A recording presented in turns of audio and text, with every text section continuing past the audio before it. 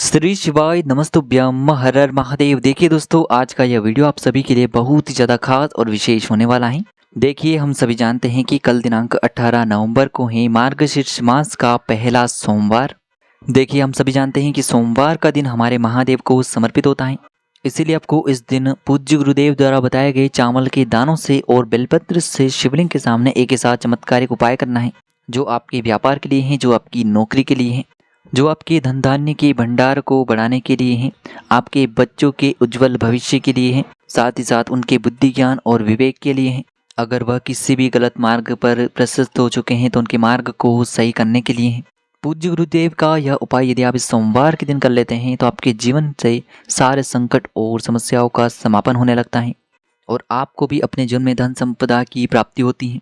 देखिए दोस्तों, पूज्य गुरुदेव की ही कथा को सुनकर के और समझ करके ही आपको समझाने का पूरा प्रयास करेंगे। लेकिन उससे पहले वीडियो को लाइक करें, चैनल को सब्सक्राइब करें और सभी शुभ भक्त कमेंट में श्री शिवाय नमस्तुभ्यम या फिर ओम नमः शिवाय जरूर लिखें। देखिए, पूरा ही वीडियो बहुत ही खास होने वाला है क्योंकि यह इस महीने का पहला सोमवार है।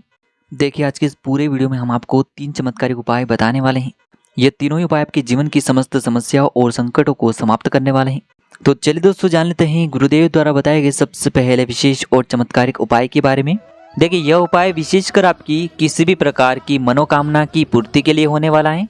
देखिए, इस उपाय के लिए आपको मात्र 1 लोटा शुद्ध जल ले लेना होगा तांबे के पात्र के अंदर। जल आपको अपने घर से ही लेना है। फिर इसी के साथ में आपको थोड़ा सा शहद ले लेना होगा। शहद आपको मात्र आधा चम्मच ही लेना है। फिर इसी के साथ में आपको एक प्यारी सी बेलपत्र ले लेनी है। बेलपत्र कहीं से भी खंडित नहीं होनी चाहिए, इस बात का ध्यान रखें। अगर आपके पास बेलपत्र नहीं है तो आप भगवान शिव के शिवलिंग पर चढ़ी हुई बेलपत्र को पुनः शुद्ध जल से धोकर का उसका उपयोग कर सकते हैं। अब दोस्तों, इन तीनों सामग्रियों को लेकर के सबसे पहले तो आपको पहुंच जाना है भगवान शिव के मंदिर में। पूज्य गुरु जी के अनुसार सोमवार का जो दिन होता है उस दिन शाम के समय प्रदोष काल में साक्षात भगवान शिव शिवलिंग में विराजमान होते हैं। इसीलिए यह उपाय यदि आप प्रदोष काल के समय में करते हैं तो यह उपाय आपके लिए सर्वोत्तम सिद्ध होता है। या फिर आप इस उपाय को पूरे दिन में किसी भी समय कर सकते हैं। अब देखिए दोस्तों, आपके पास जो एक बेलपत्र है, बेलपत्र में 3 पत्तियां होती हैं। तो बेलपत्र की जो चिकनी साइड होती है, उन्हीं 3 पत्तियों में जो सबसे आगे वाली पत्ती होती है, जिसे सबसे बड़ी पत्ती कहा जाता है, तो इसकी चिकनी साइड पर आपको ओम का निर्माण शहद से कर देना है और नीचे की साइड में दोनों पत्तियों पर आपको एक एक शहद की बिंदी लगा देनी है। देखिए, आप जो बेलपत्र पर ओम का निर्माण करेंगे, एक एक बिंदी लगाएंगे, वह आपको अपनी चीटी उंगली की जो पास वाली उंगली होती है, अनामिका उंगली, उसी से लगाना है। अब इस प्रकार से इस बेलपत्र को तैयार करने के बाद इसे आपको अपने सीधे हाथ की हथेली पर रखना है और फिर आपकी जो भी मनोकामना है, चाहे आप ये उपाय अपने जीवन में धन की प्राप्ति के लिए कर रहे हैं, जीवन में आप धन धान्य को बढ़ाने के लिए ये उपाय कर रहे हैं, या फिर यदि आप अपने व्यापार को, अपने बिजनेस को अच्छे से चलाना चाहते हैं, उसमें वृद्धि करना चाहते हैं, या फिर आप बहुत समय से नौकरी के लिए प्रयास कर रहे हैं लेकिन आपको नौकरी नहीं मिल पा रही है, यानी कि आपकी जो भी मनोकामना है उस मनोकामना को परिपूर्ण करने के लिए आपको महादेव से प्रार्थना कर लेनी है। और यह जो एक बेलपत्र है इसे आपको भगवान शिव के शिवलिंग पर अर्पित कर देनी है, यानी कि शिवलिंग पर इस बेलपत्र को आपको चिपका देना है। देखिए, बेलपत्र की डंडी नीचे की तरफ रहेगी और इसकी जो चिकनी साइड है वह शिवलिंग से स्पर्श रहेगा जिस तरफ आपने शहद लगाया है। इस प्रकार से आपको यह बेलपत्र समर्पित कर देनी है। अब जो आपके पास अंत में 1 लोटा शुद्ध जल है, तो इसे आपको धीरे धीरे भगवान शिव के शिवलिंग पर अर्पित करते जाना है और लगातार शिव महापुराण के मूल मंत्र श्री शिवाय नमस्तुभ्यम या फिर ओम नमः शिवाय, इस मंत्र का जाप करते रहना है। जल को समर्पित करते समय आपको सोमेश्वर महादेव का मन में स्मरण करते रहना है। पूज्य गुरु जी ने बताया है कि जो भी व्यक्ति इस प्रकार से सोमवार के दिन यह चमत्कारी उपाय करता है तो आपकी किसी भी प्रकार की मनोकामना है, चाहे जो भी मनोकामना हो, तो सोमेश्वर महादेव की कृपा से वह मनोकामना बहुत ही शीघ्रता से परिपूर्ण हो जाती है। अब दोस्तों, इसके बाद हम जान लेते हैं गुरुजी द्वारा बताए गए दूसरे खास उपाय के बारे में। देखिए, यह उपाय बहुत ही खास है, विशेषकर आपके जीवन में धन धान्य के भंडार को भरने वाला है या फिर आपकी किसी भी प्रकार की मनोकामना को परिपूर्ण करने वाला है। देखिए, इस उपाय के लिए आपको मात्र 1 लोटा शुद्ध जल लेना है। लोटा आपको तांबे का नहीं लेना है, केवल और केवल स्टील का लोटा ही आपको लेना है। देखिए इस स्टील के लोटे के अंदर आपको शुद्ध जल ले लेना है और इसी के साथ में आपको मात्र 2 चम्मच कच्चा दूध भी इसी पात्र के अंदर मिला देना है। पूज्य गुरुजी ने बताया है कि केवल आप 2 बूंद भी यदि कच्चा दूध इस पात्र के अंदर डाल देते हैं तो वह आपको इसका पूर्ण फल ही प्रदान करता है। फिर इसी के साथ में आपको मात्र 1 चावल का दाना यानी कि अक्षत का दाना भी लेना है। चावल का दाना लेते समय आपको ध्यान रखना है कि यह कहीं से भी टूटा हुआ खंडित नहीं होना चाहिए। अब देखिए मात्र इस 1 चावल के दाने को और इस 1 लोटे जल को सीधे लेकर के आपको पहुंच जाना है भगवान शिव के मंदिर में। यह उपाय भी आप सुबह से लेकर के शाम तक किसी भी समय कर सकते हैं। मंदिर पहुंचने के बाद आपके पास जो 1 चावल का दाना है उसे आपको उसी पात्र के अंदर डाल देना है। ईदम अक्षतम ओम नमः शिवाय इस मंत्र का जाप करते हुए। अब देखिए दोस्तों इस पात्र के अंदर आपने 1 चावल का दाना डाला है, साथ ही साथ कच्चे दूध से युक्त जल आपने तैयार किया है। तो इस पात्र को आपको धीरे धीरे भगवान शिव के शिवलिंग पर समर्पित कर देना है। श्री शिवाय नमस्तुभ्यम इस मंत्र का जाप करते हुए। देखिए जैसे ही आप यह जल समर्पित करेंगे तो यह जल शिवलिंग से होकर के जलाधारी की ओर बह करके आएगा। तो वहाँ पर आपको एक अन्य खाली पात्र भी रख देना है जिससे कि यह जल जो है उस पात्र के अंदर आ जाएगा। आप स्टील की कटोरी भी रख सकते हैं, स्टील का गिलास भी रख सकते हैं, केवल आपको एक खाली पात्र रखना है। फिर इसके बाद आपकी जो भी मनोकामना है उसे आपको महादेव से बोल देना है।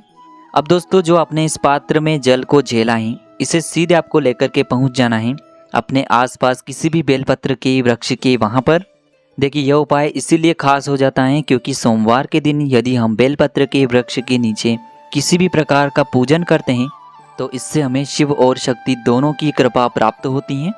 क्योंकि सोमवार के दिन बेलपत्र के वृक्ष में साक्षात महालक्ष्मी का निवास होता है और बेलपत्र का जो वृक्ष है वह माता पार्वती के अश्रुओं से उत्पन्न हुआ है। इसीलिए हम बेलपत्र के वृक्ष के नीचे यदि कोई भी उपाय करते हैं तो इससे महादेव अति शीघ्रता से प्रसन्न हो जाते हैं। देखिए आपने यह जो जल एकत्र किया है इसे आपको बेलपत्र के वृक्ष की जड़ में यानी कि बेलपत्र के वृक्ष में आपको समर्पित कर देना है और आपको श्री शिवाय नमस्तुभ्यम या फिर ओम नमः शिवाय इस मंत्र का जाप करते रहना है। फिर आपको बेलपत्र के वृक्ष के वहीं पर माता पार्वती से भी प्रार्थना कर लेनी है जो आपने शिवलिंग के वहाँ पर बोली थी।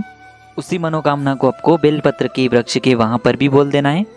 बस आपको एक विशेष बात का ध्यान रखना है कि ये उपाय आपको सूर्यास्त से पहले ही कर लेना है क्योंकि सूर्यास्त के बाद हम किसी भी वृक्ष में जल अर्पित नहीं करते हैं।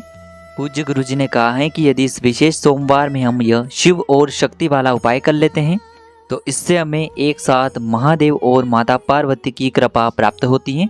इसीलिए आपको इस विशेष उपाय को इस सोमवार के दिन करने से नहीं चूकना है। अब दोस्तों हम जान लेते हैं तीसरे चमत्कारी उपाय के बारे में। देखिए इस उपाय के लिए मात्र आपको 1 लोटा शुद्ध जल ले लेना है तांबे के पात्र के अंदर। इसी के साथ में आपको मात्र थोड़ा सा शुद्ध घी लेना होगा। घी आपको यदि गौ माता का प्राप्त हो जाता है तो यह आपके उपाय के लिए बहुत ही सर्वोत्तम होता है। तो इस प्रकार से आपको मात्र थोड़ा सा शुद्ध घी लेना है। अब मात्र इन दोनों सामग्रियों को लेकर के सीधे आपको पहुंच जाना है भगवान शिव के मंदिर में। गुरुजी ने कहा है कि यह उपाय आप सुबह भी कर सकते हैं और शाम के समय में भी कर सकते हैं। देखिए शिवालय पहुंचने के बाद आप जो घी लेकर के आए हैं उससे आपको शिवलिंग पर माता अशोक सुंदरी वाले स्थान पर इस घी का लेपन कर देना है। देखिए यह जो घी है आपको अपने सीधे हाथ की चीटी उंगली की जो पास वाली उंगली होती है अनामिका उंगली उसी से माता अशोक सुंदरी वाले स्थान पर लगाना है। सामने आपको दिखाया जा रहा है जलाधारी के बिल्कुल बीच में जो स्थान होता है जहाँ से जल बह करके आता है उसी स्थान पर आपको इस घी का लेपन करना है। देखिए घी का लेपन करते समय आपके शरीर में किसी भी प्रकार का यदि रोग हो गया है या फिर आपके घर के किसी भी सदस्य के शरीर में कोई भी रोग हो चुका है तो आपको कुंदकेश्वर महादेव का मन में स्मरण करते रहना है।